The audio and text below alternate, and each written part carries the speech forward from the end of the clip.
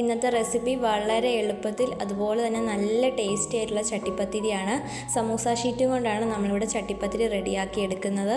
ഒരുപാട് oil use ആക്കേണ്ട ആവശ്യവും ഇവിടെ വരുന്നില്ല. അപ്പം നമുക്കതെങ്ങനെയാണ് അത്രയും ടേസ്റ്റി ആയിട്ടുള്ള ചട്ടിപ്പത്തിരി റെഡിയാക്കി എടുക്കുന്നതെന്ന് നോക്കിയാലോ. ആദ്യം തന്നെ നമുക്ക് ചട്ടിപ്പത്തിരിയിലേക്ക് വേണ്ട ഫില്ലിംഗ് ഒന്ന് റെഡിയാക്കിയിട്ടെടുക്കാം. ഇതുപോലൊരു പാനിലേക്ക് 2-2.5 ടേബിൾ സ്പൂൺ ഓയിലാണ് ഞാൻ ആദ്യം ഒഴിച്ചു കൊടുത്തിട്ടുള്ളത്. ശേഷം 3 മീഡിയം സൈസിലുള്ള സവാള ചെറുതായിട്ടൊന്ന് കട്ട് ചെയ്തതും കൂടെ നമുക്കിതിലേക്ക് ചേർത്ത് കൊടുക്കാം. സവാള ചേർത്തതിന് ശേഷം കുറച്ച് ഉപ്പും അതുപോലെ തന്നെ 1 തണ്ട് കറിവേപ്പിലയും കൂടെ ചെറുതായിട്ട് കട്ട് ചെയ്തത് ഇതിലേക്ക് ചേർത്തിട്ട് നന്നായിട്ടൊന്ന് ഇളക്കിയെടുക്കാം. ഈ ഒരു ചട്ടിപ്പത്തിരി റെഡിയാക്കാൻ വേണ്ടി നമ്മൾ സവാള ഒരുപാടിട്ട് വരട്ടേണ്ട ആവശ്യമില്ല. ചെറുതായിട്ടൊന്ന് കളറ് മാറി വന്നാൽ മാത്രം മതി. 1.5 ടീസ്പൂൺ ഇഞ്ചി വെളുത്തുള്ളി പേസ്റ്റ്, 2 പച്ചമുളക് ചെറുതായിട്ട് കട്ട് ചെയ്തതും കൂടെ ചേർത്ത് കൊടുത്തിട്ട് നന്നായിട്ടൊന്ന് ഇളക്കിയിട്ടെടുക്കാം. ഇഞ്ചിയുടെയും വെളുത്തുള്ളിയുടെയും ആ പച്ചമണം ഒന്ന് മാറുന്ന സമയത്ത് നമുക്കിതിലേക്ക് മസാലപ്പൊടികൾ ചേർത്ത് കൊടുക്കാം. 1 ടീസ്പൂൺ വീതം മുളക് പൊടി, ചിക്കൻ മസാല, 1/4 ടീസ്പൂൺ മഞ്ഞൾപ്പൊടി, 1 ടീസ്പൂൺ വീതം കുരുമുളക് പൊടിയും മല്ലിപ്പൊടിയും കൂടെ ചേർത്ത് കൊടുക്കാവേ.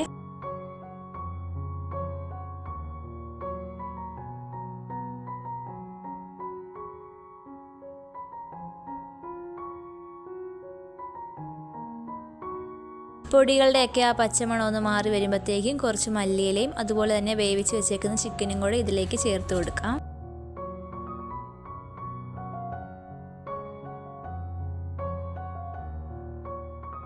മസാലയൊക്കെ റെഡിയായതിന് ശേഷം തീയൊക്കെ ഓഫ് ചെയ്ത് കഴിഞ്ഞിട്ട് നമുക്ക് 2 ടേബിൾ സ്പൂൺ തന്തൂരി മയോണൈസും കൂടെ ചേർത്ത് കൊടുക്കാവേ.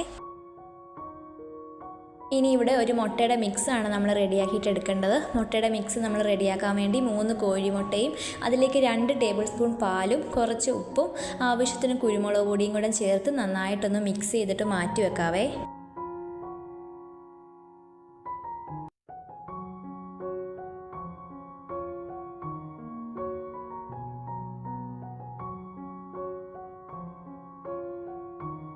വീഡിയോയിൽ കാണുന്ന പോലെ ഒരു പാത്രം എടുക്കുക. അതിലേക്ക് നമ്മൾ ഓയിൽ ഒഴിച്ചിട്ട് വെജിറ്റബിൾ ഓയിലോ സൺഫ്ലവർ ഓയിലോ പിന്നെ നെയ്യ് ഉപയോഗിക്കുന്നവർക്ക് നെയ്യും ഉപയോഗിക്കാവുന്നതാണ്.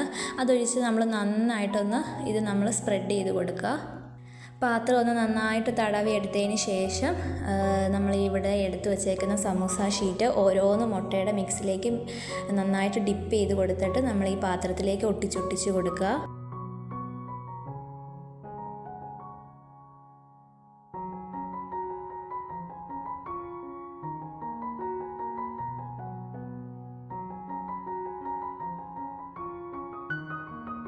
ആദ്യത്തെ ലെയർ നമ്മളൊന്ന് ഒട്ടിച്ച് കൊടുത്തിട്ട് നമുക്ക് ഫില്ലിങ് വെച്ച് കൊടുക്കാവുന്നതാണ്. അങ്ങനെ ഒരു 4 ലെയറാണ് നമ്മളിവിടെ റെഡിയാക്കി എടുക്കേണ്ടത്.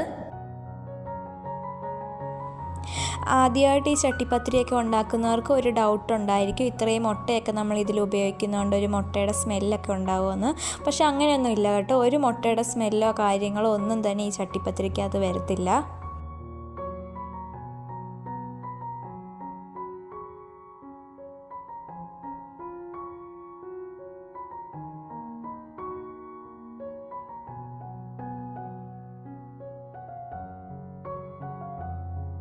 നാല് ലെയർ നമ്മളിവിടെ റെഡിയാക്കി എടുത്തതിന് ശേഷം നമുക്ക് ഈ സൈഡിൽ ഒട്ടിയിരിക്കുന്ന എല്ലാം കൂടെ കൂട്ടി ചേർത്ത് നന്നായിട്ടൊന്ന് കവർ ചെയ്തെടുക്കാം, വീഡിയോയിൽ കാണുന്ന പോലെ.